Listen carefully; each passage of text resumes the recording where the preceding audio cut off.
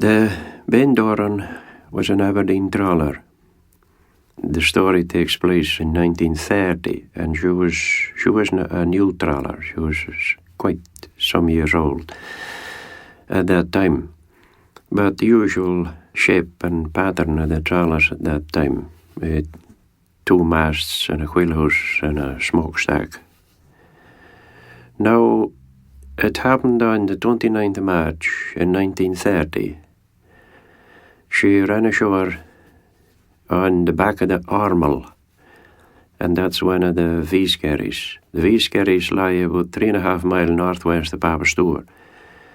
They're a shallow ridge of rocks extending about 0.5 mile or so. But the highest one is about 9 feet above the sea. The rest are lower. And the tide swirls back and forth through them. Strong currents. The crew of the Ben Doran were well known in Scalawa. In fact, the skipper, Captain James Kye, was a Methodist preacher, and he took services back and forth in Scalawa. So the crew, they were well known there. Now, it's a story of bad luck. Everything seemed to be going against them. The trawler ran ashore late on Friday night, the 29th of March. Now, at the end of March, I expect that's something to do with the equinox, but gales and heavy seas are expected about that time.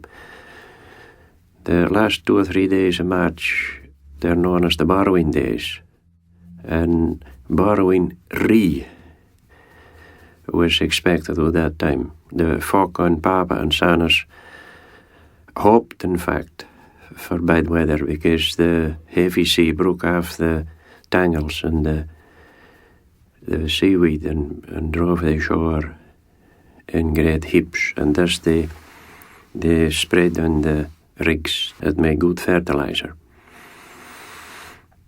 Now, I say late on Friday night, and my reason for saying so is because there were a wife and Papa visiting her aunt, and they sat and chatted and had a cup of tea and so on, and then she rolled up her knitting and goit heim, and had to come in late, say about 11 or 11:30. And as she came up over the knowe, she saw sparks distantly, and when she came up over, she thought that was my grandfather's house, the Lomdine fire. But when she came in sight of my grandfather's house, it was in darkness. They were all in bed, and there were nothing more seen. And she goit him and didn't mention it. But it was a moderate night. It wasn't a storm, anything like that.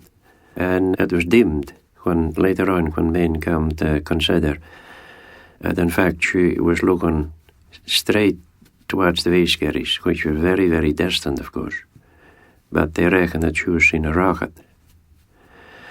Now, Saturday morning come, and postboot goit for Papa to Sanas, sailing boat, mogel voor erin.